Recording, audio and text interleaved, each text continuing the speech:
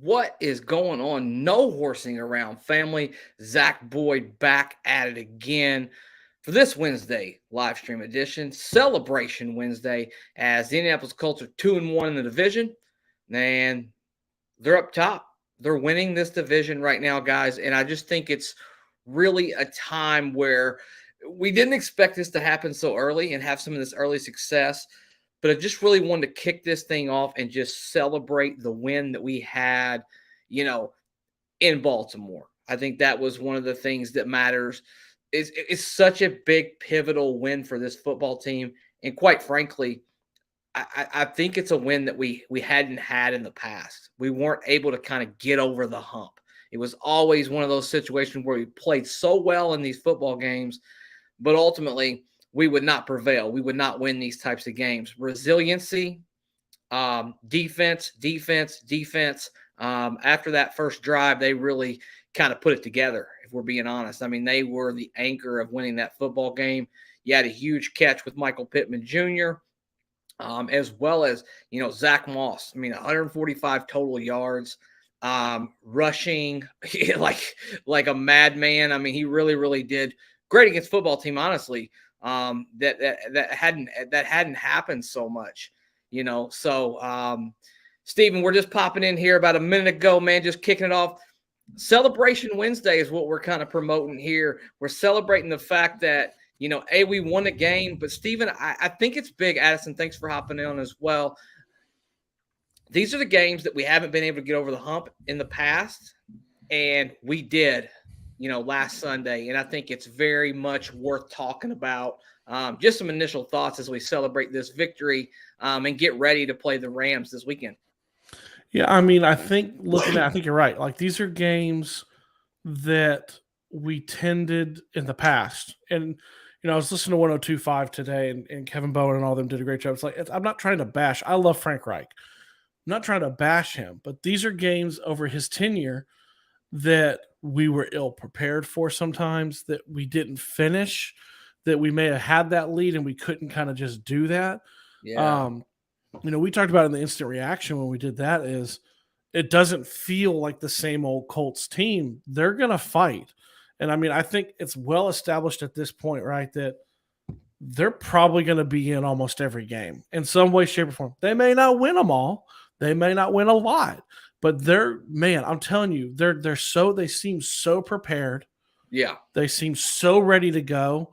And I mean, we've said it 3 games into his tenure, right? But dude, I think we got a great coach. I think we got someone who is really focused, knows what he needs to do, and is just lasered in.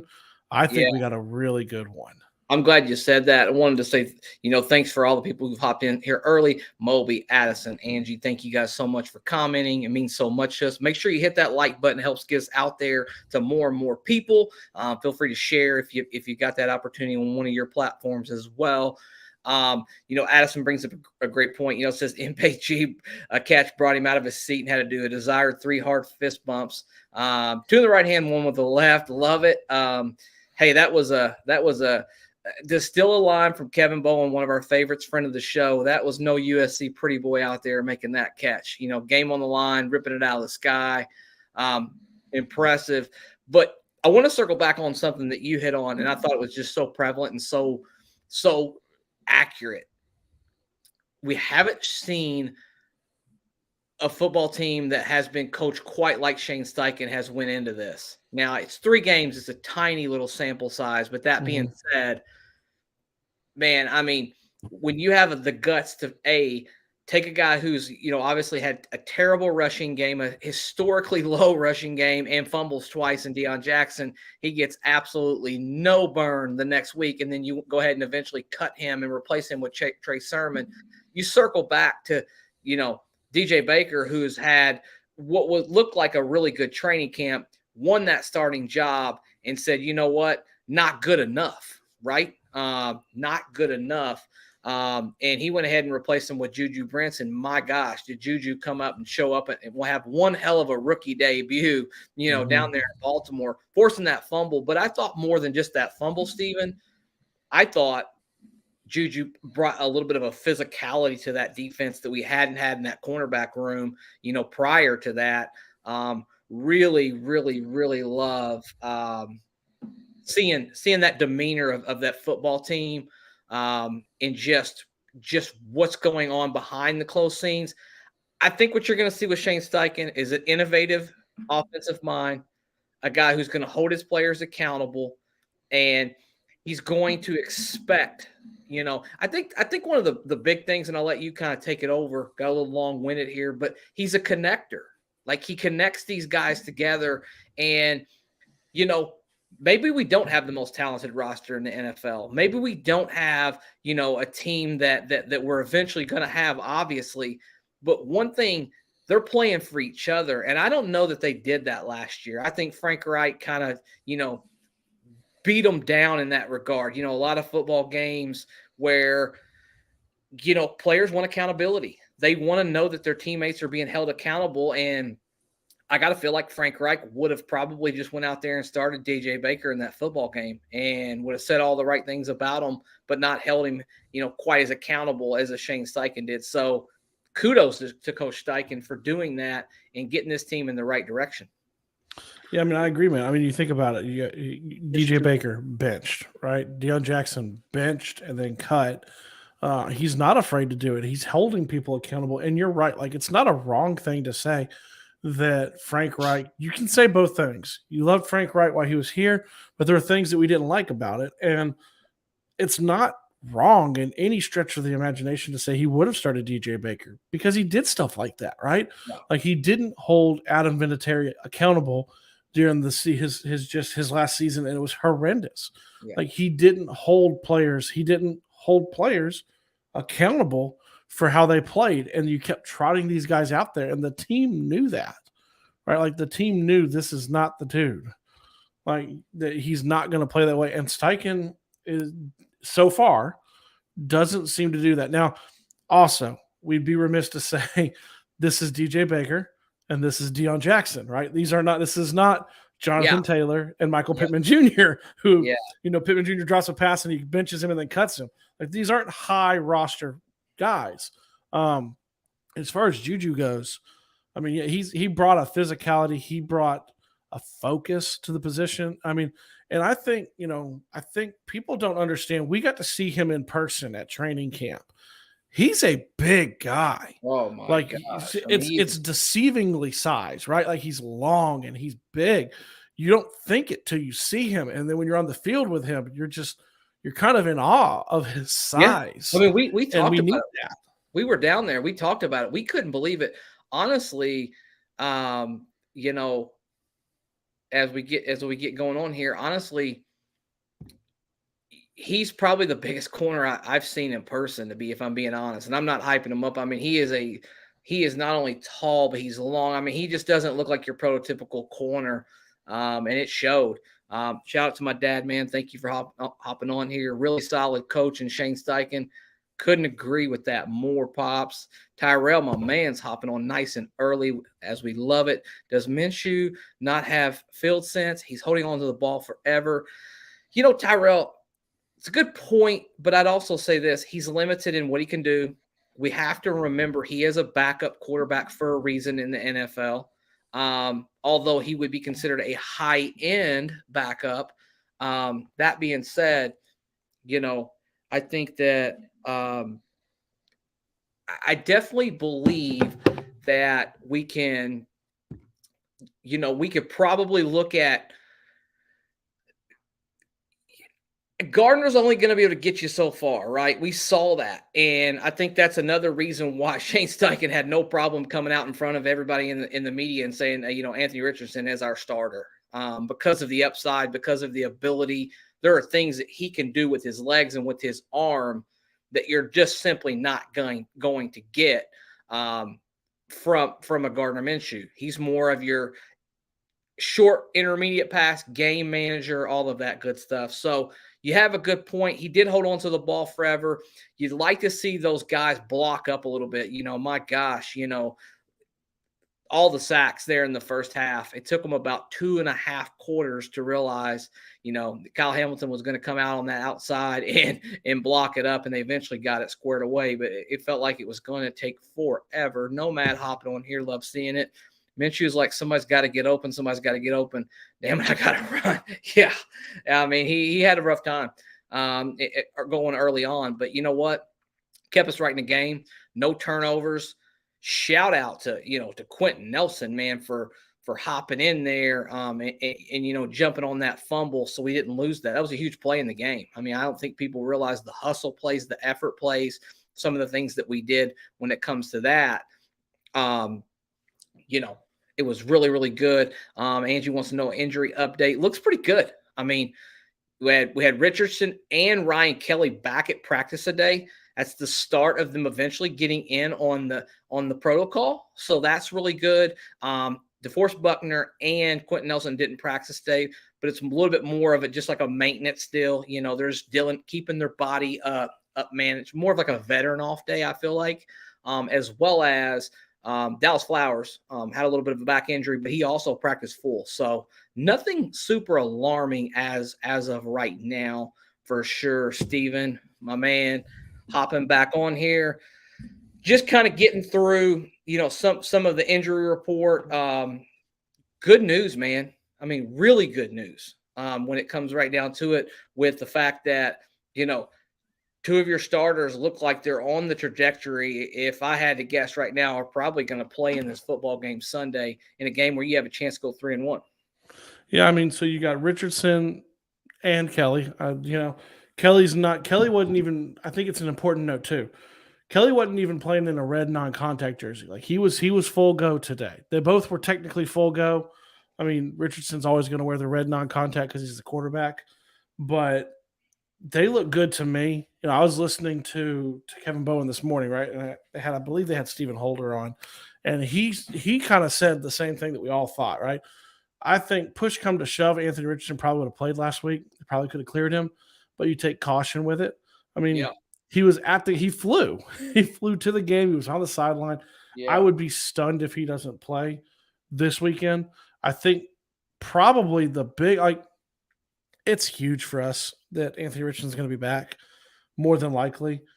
But in terms of the game itself, I think it's a bigger get to get Ryan Kelly back.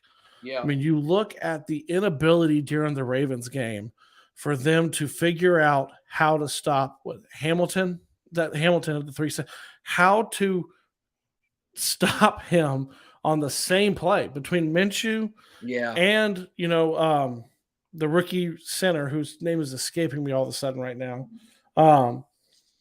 I think Ryan Kelly coming back and probably being a full go is much more important than probably Anthony Richardson at this point. I think it's good news. It's going to get us excited. I'm tracing back to it. It's great too to not have like the controversy. Like there's not a controversy, but to have Steichen come out and just basically nip that in the butt right away. That you had stupid people like Bill Cowher saying, "Now how do you pull Minshew easily?" Yeah. And so Steichen has to come out there and say, "No, he's the quarterback." So I mean, I think it's a great start to the week. It's a great look ahead, and I mean, you're going against a team that, I mean, Very on paper you should game. beat. Very, very winnable football game. Addison brings up. I know it's a boring topic, not boring to me at all. I think we said it kind of early on. Addison might be a sneaky, really, really good signing that Chris Ballard has had. And I mean, the guy goes out, kicks 4 50-yard field goals, and that is unbelievable. Never been done. I mean, that's uncharted waters, really, in a duo where you've got two kickers who are probably two top 5 kickers in the NFL going head to head. And I don't think anybody would have bet against Justin Tucker, but Matt Gay got the better of him that day. There's no doubt about it. I mean, he really, really looked good. Nomad brings up, the fact that he should be more careful taking on defenders. I would agree. I'm hoping, Nomad, that this is a little more fluky than anything right now. I think the fall in the end zone was a little bit that way. I think that was a little bit of his inexperience, honestly, what caused that injury. In college, you could pull up like that towards the end zone, and those guys aren't good enough athletes to hit you and play through the whistle like that. In the NFL, as he learned a very hard lesson, you got to complete the run all the way through that, that end zone, and don't worry about taking that hit. So let's go to this one here. My man Dylan, hey, Steven and Zach, do you think the Colts make the playoffs with how they are playing? I would say this, way, way, way too early for me to be comfortable making any type of prediction. But what I would say is up until this point, and Steven, I'm curious your thoughts, they've probably exceeded my expectations, probably a little bit further along. Especially when you think about the fact that they don't have their number one tight end in Jelani Woods, which they will be getting back, their bell cow running back in Jonathan Taylor, which who in the hell knows what's going to happen with that. Probably a little further along than I would have thought, and they're set up pretty nice. 4 out of the next 5 games are at home. Winnable football games. They're actually a favorite this weekend, against the Rams. I believe about 1.5 point favorite, unless it's changed in the last couple minutes. I don't know. Winnable football games. I say this.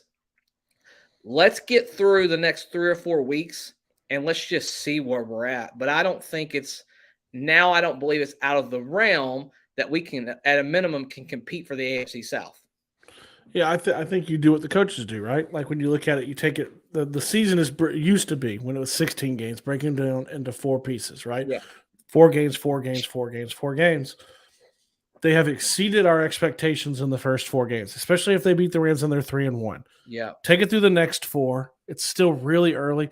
I think the tough part with me and looking at it, the division, I think if you wanted to ask me, do you think they can compete for the division? I do. I do think that's a possibility. The issue I've got when looking at the playoffs is the AFC itself, stepping away from the Colts bubble, is such a deep conference with so much talent that you just never really know, right? Do I think that there's a chance? I mean, yeah. They have 100% exceeded our expectations. I think we've done this show. This is the 3rd full season that we've done this show. And I don't think we've predicted the Colts to ever have a losing. Matt Ryan, we predicted a winning record, even though we were both hesitant. Carson Wentz, winning record, right?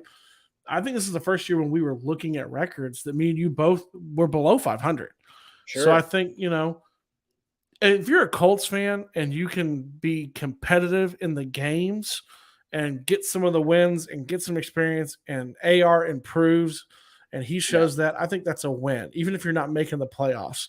If you make the playoffs this year, you have exceeded a ton of expectations. Well, something's clicking. Probably going to have, if you make the playoffs, you're probably going to have the offensive rookie of the year, and you're probably going to have the coach of the year on your football, on your staff, because that I mean, let's be honest. I mean, they were picked. Even Vegas odds had them the 3rd worst team in the NFL coming into the season. They were not picked to be, competing, and they're playing hard. I mean, even in the game they lost to Jacksonville, midway through the 4th quarter, they had a lead in that football game. Yep. You don't turn that football over when you're driving right there, and that might be a completely different outcome right there. But bottom line is they have an incredible chance this Sunday to be a 3-1 football team after the first month of football. And I don't think there's anybody, if they're being honest, if you took a little bit of truth serum, I don't think there's anybody that thought that they would be 3-1 after their first 4 football games, especially with Jacksonville and Baltimore on their schedule, to start the season. And I think most people, I know Truett says he thought 5 wins. I know a lot of people, we've had Bob Kravitz on here. He thought 3 wins. Kevin Bowen had about 7. I was about 6. I was right there, kind of in that middle. 6 or 7, I think, is what I had. And that doesn't mean they won't end up just winning 6 games. But right here, right now, in the moment, you're just in a real good spot because your schedule gets a lot easier now. You've got some teams at home. They're at home, and these are 1-score football games. And a lot of times when you're at home in 1-score football teams and the 2 teams, there's not a big difference in the talent level. The home team usually gets the nod.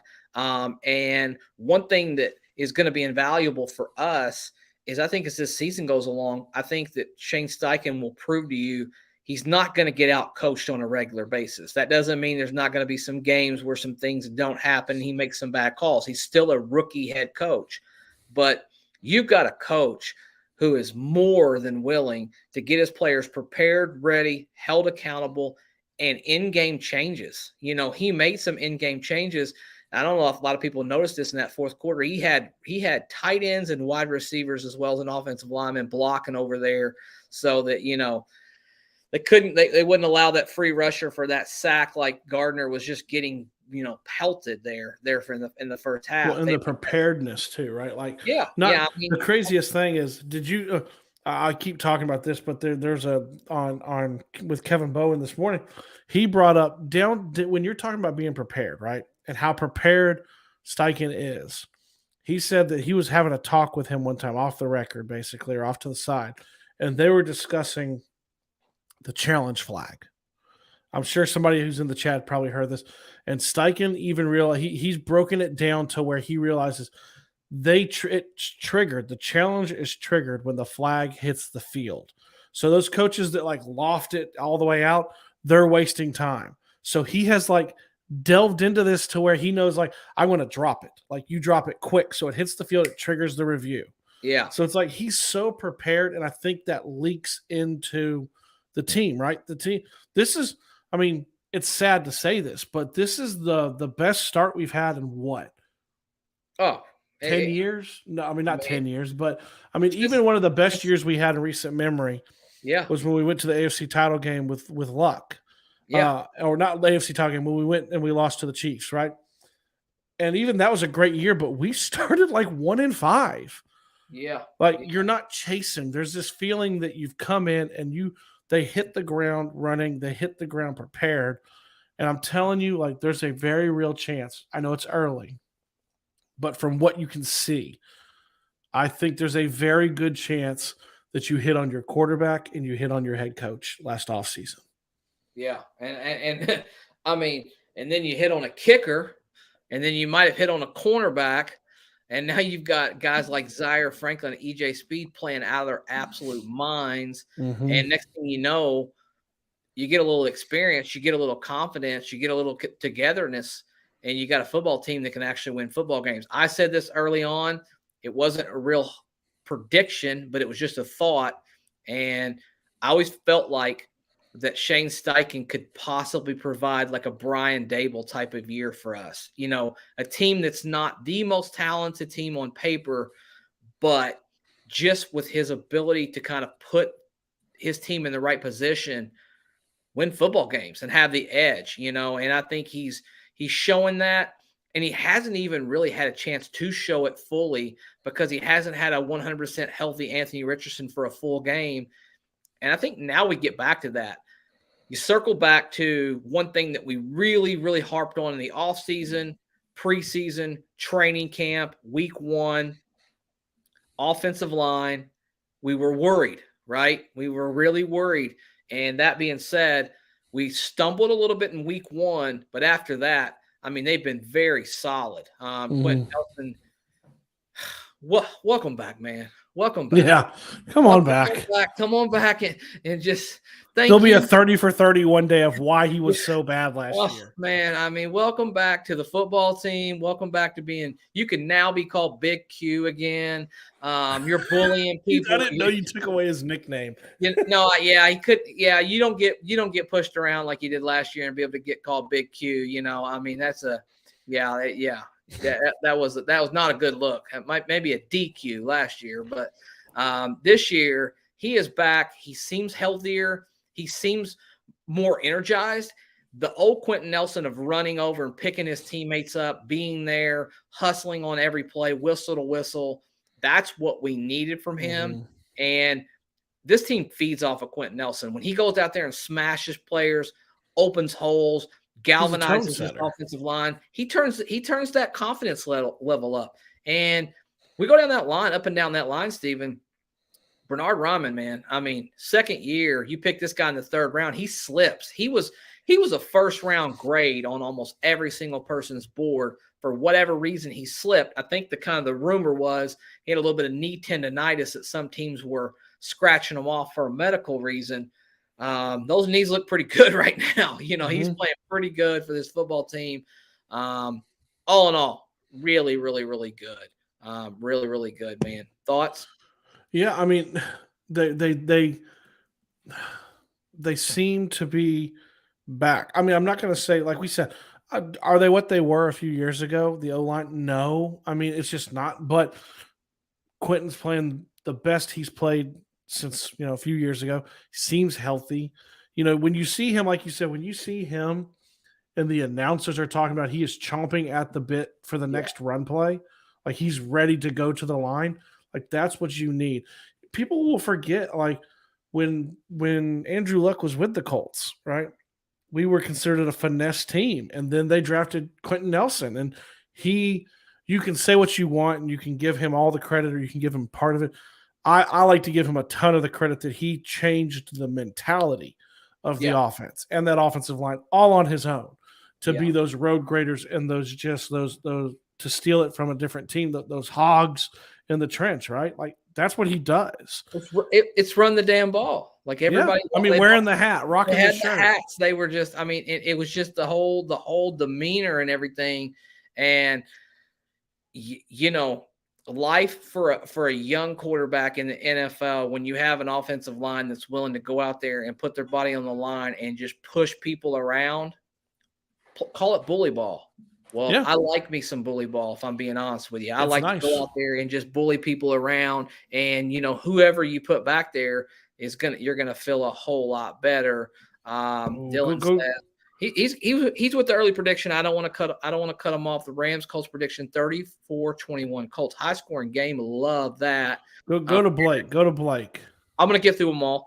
The mindset is really nice this season. Eric, thanks for hopping in. Blake's got to say, given the way Moss has played, JT really worth giving a deal. Evans, if he would do it. I don't know the Evans part. I get the gist of what Blake's talking about. You can go to the next one, and then but I want to touch on that. I think that's a great question. Angie predicts 36-28. God love you. That'd be beautiful. Yeah, that would be awesome. We'll get to Paul's here in a second. Let's hit Paul's, and then we'll come back. Even. Okay. We'll come back to that in 1 second, Paul. We execute on offense and defense, bring pressure on Matthew Stafford. I believe we win by 10 plus. Love, love, love it. Let's get back to Blake. He said even. So, given the way that Moss has played, JT worth giving a deal, even if he would do it. I think in the modern NFL, and Steven, you can take it away after this, but I think in the modern NFL, it's just going to be really hard to justify paying guys north of $10 million on a long-term basis if you're not just 1,000% committed to just being a complete running team. I think a lot of the things you saw with a Nick Chubb and a Derrick Henry is that's who they are, right? Like that is what they are. Every team that goes up against them knows that they just want to run the football down your throat. And then every once in a while, they want to pop you with the pass, and get a chunk play on you. But to me, I don't think it's sustainable. And we've seen that it's not been sustainable. You got these guys carrying the ball 25, 30 times a game for 2 or 3 multiple years. Bodies tend to break down. That makes it really, really hard. I don't have a problem with paying Jonathan Taylor. That being said, I'm not sure he wants to be a Colt right now. Yeah, so I was waiting for this. Like, I've talked to you. We've talked about Jonathan Taylor, right? Off air and all sorts of different things. And this is my mentality. I've gotten to this. If you don't want to be here, man, I don't want him. Get what you can get a good deal for him, and let him go. Because the entire locker room, and we've heard everyone from Pat McAfee to Kevin Bowen to Stephen Holder talk about it. The entire locker room is bought in, and he is not. He's not there. He's not with his teammates. He rehabs, he leaves. He's not around. Yeah. If I'm a teammate, I think the best thing I heard too is you're talking about Zach Moss. He kind of tweaked his leg a little bit in the game against the Ravens, And when asked after the game, he said, I wasn't going to leave my guys. That is exactly how I feel like JT has done. And I love JT. Go get your money, man. That's fine. But you're going to risk something, I think, if he's bought in, if this is all just smoke and mirrors, right? And he is bought in, then okay. But he's not been around. Like, he doesn't look bought in. I say get what you can. If that's the case, one bad apple, right, ruins the bunch. You bring a discontented player in who's not bought into what Steichen has said, it's going to be an issue. Yeah, and let's just say for argument's sake they win this game against the Rams, they go 3-1, and now he's off of that PUP list. He has 21 days, Steven, to be activated. If he can't make it back in those 21 days, he automatically is done for the season. That's just how the rules work. Mm-hmm. But that being said, I'm not going to let this team start off the first month of this season and be 3-1 and let some distraction come in here and fracture that. I don't give a damn what your name is and what the name is on the back of your jersey. And I want to make no mistakes about it. Jonathan Taylor is a more talented running back than Zach Moss. He has something that Zach Moss doesn't have. He has the ability to bust that hole and take off and run and leave. Zach Moss has been great. We've been very happy with his production, but you're not going to get that home run hitter out of Zach Moss. But that being said, I don't know if anybody knows this. Zach Moss has played 2 of 3 games this year, and he is 9th in rushing. He is actually 3 yards from being the 7th best rusher in the NFL in 2 games. I mean, that's what you get, and that's the argument side of the owner, Steven. Why would you pay someone, tens of millions of dollars if they don't have this amazing, unbelievable skill set? You got Kamara and really McCaffrey that are so abnormal and so different. And we're going to get some of your comments here in a second, guys. We're not missing them out, so we'll fire away in a minute. But those guys are guys that can catch 80 passes a year and run the football. That's a little bit different situation than your traditional bell cow running backs. Derrick Henry, Nick Chubb, and Jonathan Taylor, extremely talented running backs, but they're never going to catch 60, 70, 80, 90, 100 passes a year on top of being able to rush for over 1,000 yards. That changes the scenario for me a little bit. I want you to get going in on that comment. Curious your thoughts, but I want to get back to some of these and pop them up here. As we get going. I want to say real quick to Artemis, thank you, man. You're new to the content. Make sure you hit that subscribe button and join this No Horsing Around family. Steven, take it away as we get going. Yeah, I mean, I can't agree more. I mean, here's the thing. Like, Zach Moss has played really well. He has. Is he Jonathan Taylor, like you said? Absolutely not. But here's an issue that I've got, right? We go into week 1. And right before week 1, everyone's excited. AR is getting ready to play his first home game. Everyone's pumped. What news breaks about Jonathan Taylor? Right? Distraction. Yeah. I'm not saying it distracted the team, but it leaked the news. Yeah. Zach Moss has 2 amazing games, right? You beat the Ravens. News leaks today. Yeah. Wednesday. After that win, he still doesn't want to play for the Colts. Man, here I am. I'm just to the point.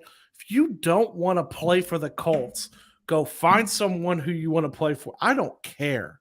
We had someone in the chat talk about, would you trade him straight up for Devontae Adams? Hell yeah, I would.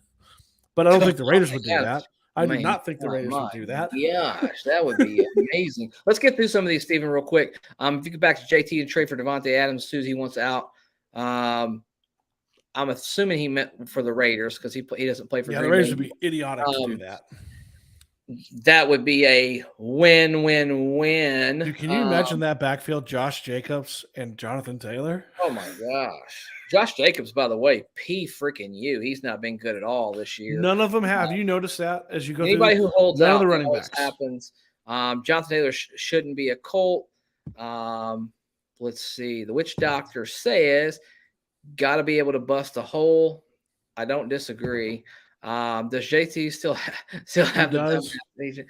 I do believe he still has the agent that you're referring to, Basel. Thank you so much for hopping on here. Glad to see you back in the fold. True, it says, get a second. Don't know exactly what that means, but He's talking about the picks. oh, We should yeah, get a second and a 20 and third for him. 24 and a third and 25. Probably gonna do that at some point. Gardaki's playground for the shoe, absolutely. Nomad. Yeah, he's not on the Packers. No, he is not. JT is gonna run wild. Don't believe everything you hear. He's a married man with bills. Watch, and everyone's been calling him the best again. Great show, boy. Thank you, Freedom. Yes. Corey Lampkins, my man. I would trade him for a cheese sandwich as of now. No need to break up the mojo. We have to get going right now. We had a conversation earlier, and I think I know Corey's feelings and the sentiment of a lot of Colts Nation. You guys, what do you think? I just want you to simply say trade or no trade when it comes to the Jonathan Taylors. We got 52 people in here. And also, if you haven't already, like this. This helps us get out to more and more people. We'd love to get this thing to about 60 as we get going. Probably got another 20 minutes here, so we're having a good time. Let's get the healthy conversation go there. Let's see. Basel with the media clowns. You guys are clowns for giving. Oh, Basel, I missed you. Graziano says self-generated news and terrible network. Now, I will say that, to be fair to Basel, this has been fed by his agent. I do believe I would 1,000% agree with that. But let's just talk about the here and the now, Basel. If we want to play devil's advocate and we want to be fair, has he played football for this football team?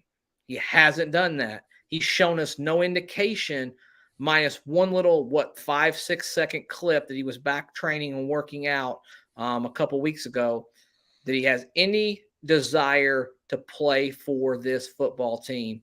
And I do believe, obviously, there's going to be leaks. His agent's still trying to push.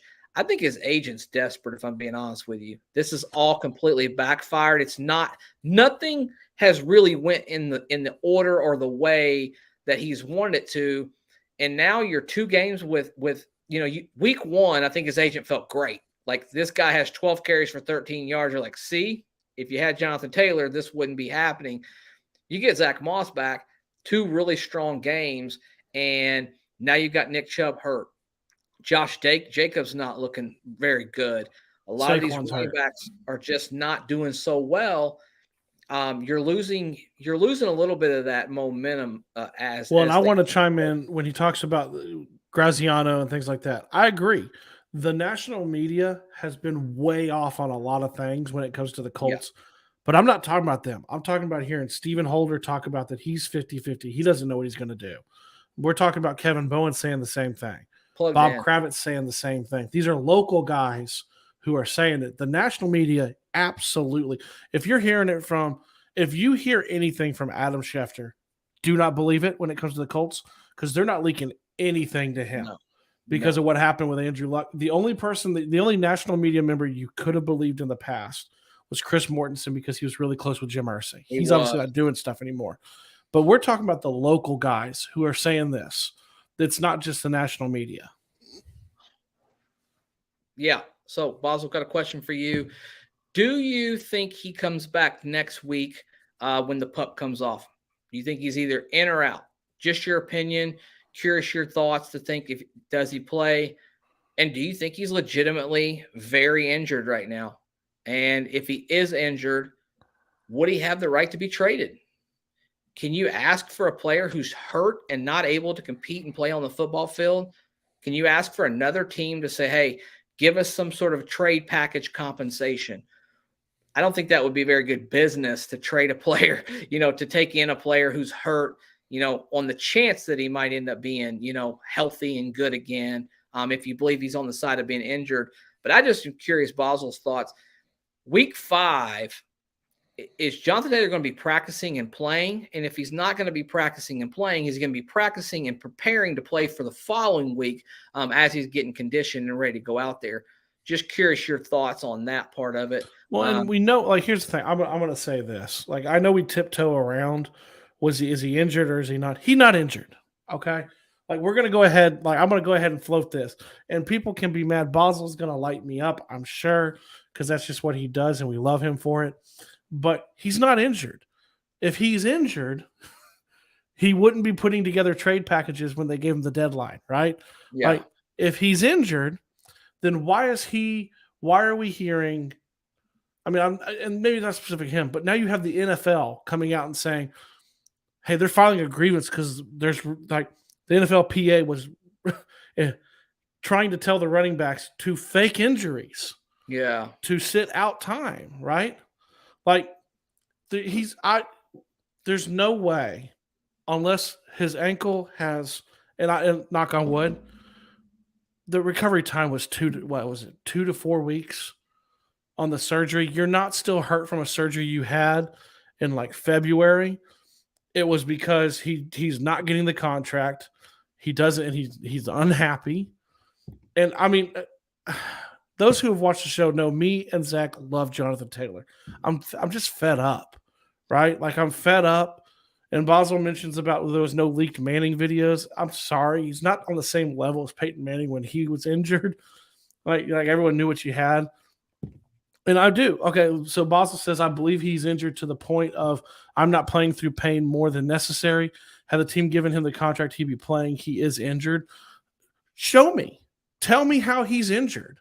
If he is injured, then come out and say it. Can't we? If he is injured, can't we just shut him down and put him on injured reserve? Like, can't we just say, hey, listen? Why was he surprised he was put on PUP if he's injured? This guy's really bad. Like this guy's really hurt. He has this lingering issue. And, if you got your money, you got your security, then maybe you play. That's kind of I think the opposite. That's kind of a cop out, in my opinion. Either you can play or you can't play. And a lot of people get their money and they shut it down. Yeah. And if you're telling me he's injured and he is injured and he doesn't want to play through the pain, then why are we hearing reports from local people that he was shocked that he was put on PUP? He was prepared to start the season playing. We were at camp. I know there's a lot of things. We saw him walking. I'm not trying to say that he's faking an injury, but it wouldn't be the first time the NFL player, didn't want to lose money and held in. I don't think there's anybody locally that's plugged in that. But if you took a poll of anybody who covers this team on a daily basis, and let's just say the Bob Kravitz, Kent Sterling, Kevin Bowen, Stephen Holder, George Bremer, James Boyd, those types of guys, I don't think any one of those players would tell you that they think he is actually injured right now. I think it's across the board. It's not like it's kind of that's just and you're making a great point, Basil. Faking an injury will be a breach of contract, and I believe exactly that is what he is doing. If you're asking me, I'm going to stand behind that statement, and I'm not going to back down off of it. And I asked you a question: will he come out and practice next week when he is off of PUP? Yes or no? Because if he's injured, you can't practice. So now we're dealing with a different situation. We're dealing with a guy who's not healthy, and he really is not able to perform. He's not able to go out on the football field. Faking an injury would be a breach of contract, and I think that's where this frustration is really coming from, if I'm being honest with you. In a team that it's hard to prove, right? Like no team has ever come out and been like, you're faking, like to breach the contract, and it's one of those things where, yeah, it is. It is a breach of contract to fake an injury. There's a reason. Like I go back to, there's a reason why the NFL is angry with the NFLPA because they told players to fake injuries so they could sit out when they're disputing their contract. If here's my thing, if the Colts had paid him, if the Colts had given an extension, he'd have shown up and he'd have played because they were surprised he was on PUP. They were going to have to put him on PUP too in the very beginning, training camp. And I get the fact that he's never been injured, and maybe it's a mental thing where he's having a hard time getting back from his first major injury. He was never injured, it was well documented, never missed a practice in middle school or high school or college. And he finally missed one. He had surgery. I get that. But you're hard pressed to tell me that it's not what he's doing. That he doesn't want that. And, and here's the thing with other people in the chat too. I don't want to just focus in on Basel. we throw a lot of shade to his agent, right? His agent's not doing this without JT's consent. Sure. Like this is JT. I think you said it. JT wanted to do this and went and found an agent who would probably support the idea of it. Yeah. I This is mean, not like he's not without blame. Like this is the decision he's made to go about doing it. And the exact opposite is I want to go pay Michael Pittman Jr. That's the exact opposite argument, right? Like he's shown well, up, he's here's the practiced, thing. he's played, and he's looked good. Here's the thing. Obviously, we're not doctors, right? Like we're not able to diagnose someone if they're what they're dealing with. We're in no way qualified to do that. But sometimes you can just put two and two together. Miami and the Packers, listen, they called, right? Now how serious they got about those conversations, we won't know. But I can tell you this right now. The people who are in the position to make these decisions and make these trades are in no way, shape, or form going to put a trade package together for a player who is not healthy. That's not possible. You're not going to give up a player. You're not going to give up player plus picks if the guy's not healthy, right? Like you're not giving up anything for an unhealthy player. That would be the dumbest trade of all time, for trading for a guy who is clearly injured. And So I might be mistaken too, but did he not come out after week 1? Did his agent not say he'll curbside. pass a physical, which means he's Don't know healthy? about that. He came out and said he'll pass a physical. That was right before week 1. And like you said too, when we're talking trade packages, I believe it was reported that they were that. I mean, I'm not saying it was fact, but I believe it was being said. These were all like them saying, "Hey, he's going to pass a physical when you make the trade for him. He'll come in and pass a physical and he'll be activated." Like I don't want. We're getting all into JT We're getting and all into it. this, and I'm Hey, getting into listen, my feels. listen. Let's talk about this game. Let's talk about this Rams game. Yes. This game that we've got to go to. Obviously, they still have Matt Stafford, very good coaching staff. Aaron Donald on the defensive side, but this is not the Rams of old. This is not the Super Bowl competing, Super Bowl winning Rams. This is a team also who's dealing with some injuries, dealing with some youth. We kind of got a little bit lucky. Cooper Kupp's not going to be involved because he started the season off on PUP. Very, very winnable football game for us. Our front seven has really had a field day against these offensive lines that have not had, a lot of veterans. They've had a lot of backups out there playing. Looks like there's going to be two backups, a backup left tackle, a backup guard, probably going out there to play in this game. I just like our chances, Steven. Just your thoughts on the Rams game in general. Yeah, it's not the same old Rams. You are right. Like they're not like 2 years ago when we played them. I remember sitting on this show, me and you, and when we lost the game, I believe I remember us saying that's like a Super Bowl team. Like it was a superstar team. Yeah. They've lost a lot of those players. They're much younger. Herbicide poking in knows a lot about them as a Seahawks fan. Was it Piku Nakua?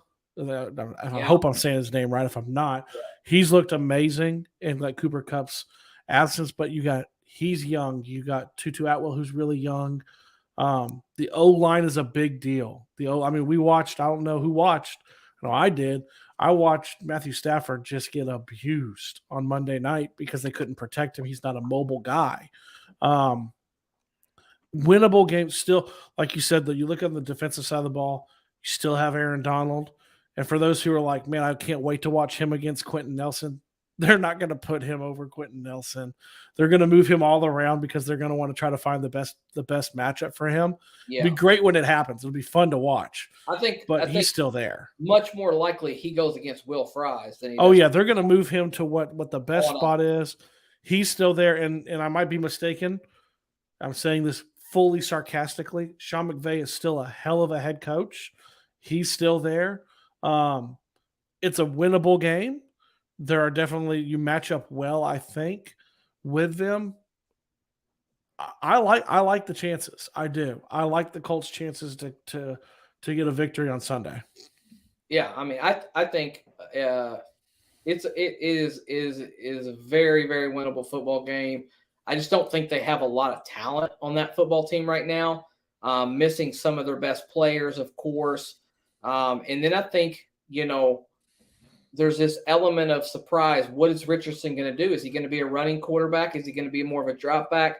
I expect Richardson actually to take some deep shots. This will probably be the first defense that we've had an opportunity to throw that football out there a little bit, and get some of those guys involved in that way, because we're not going to be able to sit back there and hand the football off 30 times every single week and expect the team to not, load the box eventually. So eventually we're going to have to open it up. We're going to have to run some deeper, more conceptual routes.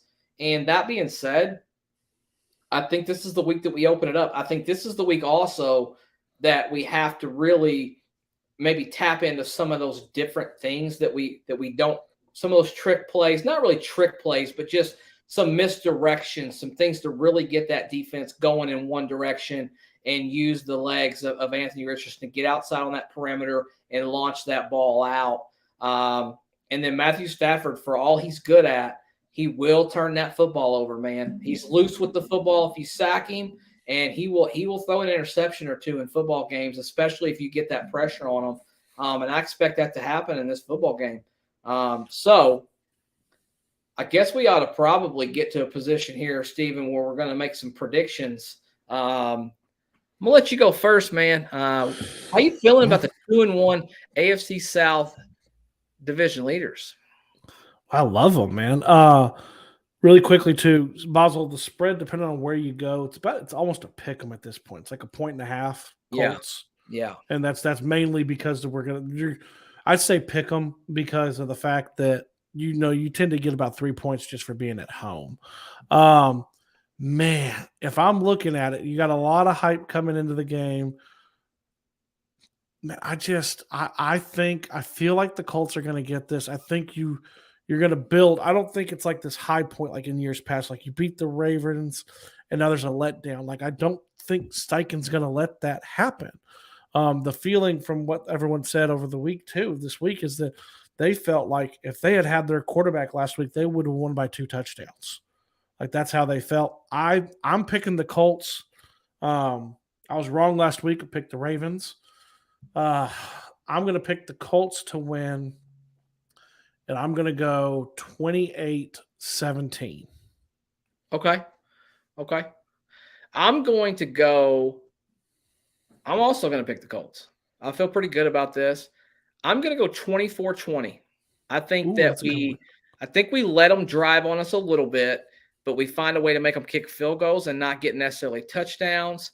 Yeah, man. I mean, I think we go out there and we really, really play well. We find a way to get Richardson in a groove for a few of those. Herbside, he's got the Rams 24-17. They've been playing to win. Herbie, I hope you're wrong, brother. Blake Evans 24-17 Colts. Paul Wilson. Dom Williams 24-10 Colts. Everybody in here feeling good about the Colts playing in this game. Yeah, I mean, I expect that. You know what? This might be a kind of a one-off here, but I think if ever there were a game to try to get Alec Pierce back in the groove, I think this would be the game. I think you get an opportunity to maybe take some more deeper shots. And that guy's lacking a lot of confidence right now. He's just not been able to catch the football. He's just really been disappointing to me anyways. I can't speak for no one else, but he's been disappointing to me at this point. I don't know. Basel says Colts win by 6. I hope you're right, brother. I'll tell you who I think is going to have a big game. Go for it. I think so. I think you're right. I think there's going to be a chance that we're going to see them maybe try to throw the deep ball a little bit more, try to catch them off, because you've established that Zach Moss is an NFL running back, and he fits what you want to do, and he's going to get those yards. I think they're going to run Anthony Richardson. I don't know yardage. I'm not going to say yardage necessarily, but I'm looking for Joshua Downs to have 8 to 10 catches, because I think that he is going to play that that cut across that slant route in the middle real quick out of the slot, especially if Aaron Donald starts to get some pressure. They're going to look to get the ball out of AR's hands really quickly. And I think, I mean, and it's not a shocker. What, he had seven receptions last week? I mean, he's becoming that guy that he leans on. But man, I think he's going to have a lot of receptions. I could see that. I want to say that Alec Pierce. I think they're going to look to him. I think Michael Pittman Jr. could have a really good game. It's just I don't want to sound so like confident. Their corners are very susceptible. I mean, obviously going into that game against the Bengals, Jamar Chase is their best wide receiver. Now, easier said than done to guard a Jamar Chase, but that being said, I mean, he got catches everything thrown at him that whole game. So clearly, number one corners can thrive. I mean, number one wide receivers can thrive against the corners of the Rams. And Michael Pittman Jr.'s got 8 catches in every single game. And I would not be surprised at all if he ends up with 8 in this game as well, as far as that goes. Steven, before we hop off here, I just want to take a quick second and thank each and every one of you guys for hopping on here, being a part of this No Horsing Around family, joining us on these live streams. It really is probably our favorite thing that we do every single week, just getting to connect with you guys, getting your opinions. We started this because we love Colts football, but just as important, we love you guys. We love the interactions. We love the people who agree. We love the people who disagree. We love it all, man. I mean, that's what's the best part about being a fan, having your opinion. And we love using this platform for you to be able to voice your opinion, regardless of what you think. Maybe sometimes you go against the grain with us. Sometimes we go against the grain with you, but we love that you guys rock with us every single Wednesday at 9:30. We plan on doing it all season long. And I think I speak for myself. I think I speak for Steven. We are just super grateful to have you guys on here. And thank you so much for doing that. Steven? Yeah, I mean, I couldn't say it better myself. I mean, we appreciate it. And it like we always say too, like join the family. It's not subscribing, it's joining the family. You're here. It doesn't matter, like you said, if you disagree or you don't agree. For those who are concerned, we love Basel. It is what it is. Or you look around too. You got people littered. Herbicide literally joined the family 2 years ago as a Seahawks fan, and still swings by whenever they're able to, and gives great insight. Obviously, when we play the NFC West. So I mean, we couldn't do it without you guys. We love doing the live streams. We love giving you guys the instant reaction. We just love talking with you guys and letting you guys drive the topics. So I mean, yeah, I couldn't say it enough. Zach said it really well, and I mean, I'll take us out the way I always do. In the end, I love you. I know Zach loves you. Go Colts. Get a W on Sunday. We're out.